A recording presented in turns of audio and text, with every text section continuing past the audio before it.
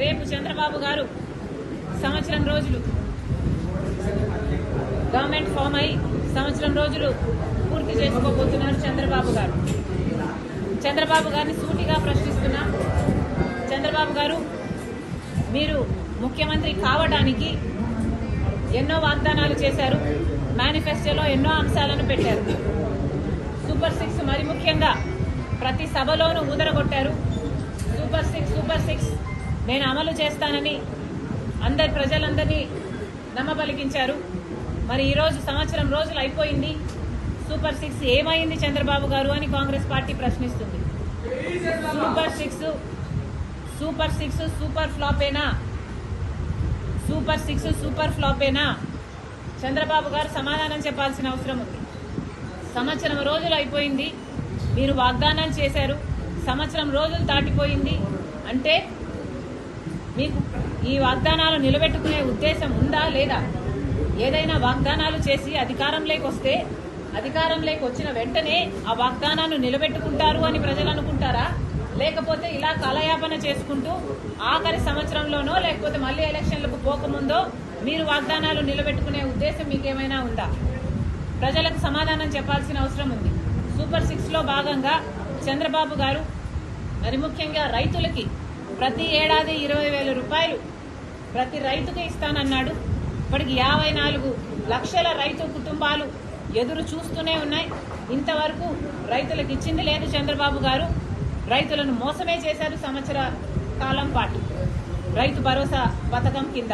అంతేకాదు తల్లికి వందనం అనే పథకం ప్రతి బిడ్డకు 15,000 రూపాయలు ఇస్తానన్నాడు చంద్రబాబు గారు. ఎంతమంది బిడ్డలుంటే అంతమందికి ఇస్తానన్నాడు చంద్రబాబు గారు. ఒకరుంటే ఒకరికి, ఇద్దరుంటే ఇద్దరికి, ముగ్గురుంటే ముగ్గురికి, నలుగురుంటే ఏకంగా 60,000 రూపాయలు ఇస్తానన్నాడు చంద్రబాబు గారు. ఇది నేను చెప్తున్న మాట కాదు. చంద్రబాబు గారు ఎన్నికల సమయంలో ఆయన మాట్లాడిన మాటలు ఇవి. మరి నలుగురు బిడ్డలుంటే 60,000 ఇస్తానన్న చంద్రబాబు గారు ఒక్క బిడ్డకైనా కూడా కనీసం ఒక్క బిడ్డ వేసుకున్నా కూడా 84 లక్షల మంది తల్లులు ఎదురు చూస్తున్నారు. ఒక్క బిడ్డకి వేసుకున్నా కుటుంబంలో ఒక్క బిడ్డకి ఇచ్చినా 15,000 రూపాయలు. మరి చంద్రబాబు గారు ఇంతవరకు ఒక్క తల్లికి వందనం పథకం కింద ఒక్కరికి కూడా ఇచ్చింది లేదు.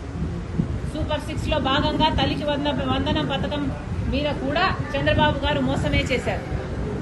నిరుద్యోగుల కోసం 3,000 రూపాయలు నిరుద్యోగ వృత్తి ఇస్తానన్నాడు చంద్రబాబు గారు.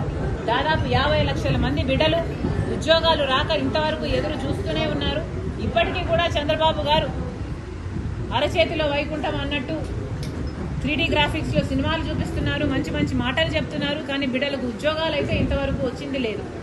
కాబట్టి నిరుద్యోగ వృత్తైనా ఇవ్వాల్సిన అవసరం ఉంది.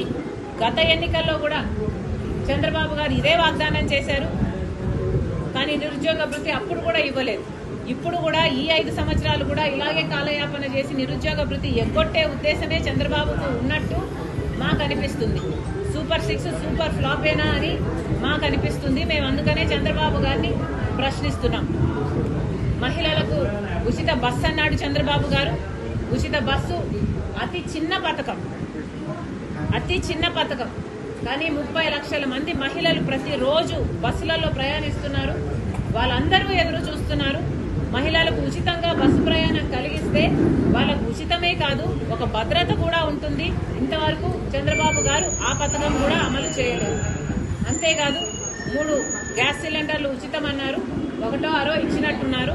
మిగతా కథ ఏమిటో చంద్రబాబు గారు ఇంకా సమాధానం చెప్పాలి. ఇలా సూపర్ 6లో ఒక్కటి కూడా చంద్రబాబు గారు ఇంతవరకు నెరవేర్చింది లేదు.